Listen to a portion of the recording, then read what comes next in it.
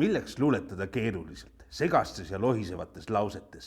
Milleks taotleda enneolematust? Milleks lasta ennast Lilianil masseerida?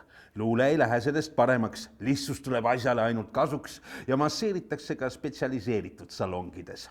Luule ei talu vigurdamist ja kas on vaja näidata ennast siiramana, kui ollakse ja kes maksab masseerimise eest, ent segaste luuletuste eest paraku makstakse küll.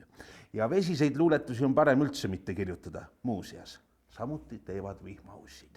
See on Toomas Liivi luulekogust Ahtung, aastatuhande vahetusel ilmunud väga oluline raamat. Toomas Liiv on väga äratuntava erilise häälega Eesti luules ja võib-olla isegi maailma luules, et selline kummaline kuju, kes leiutas oma siirde, oma viisi seda poeetikat lammutada jutustavalt ja löövalt ja täiesti eriline raamat, täiesti eriline mees ja koht ja aeg.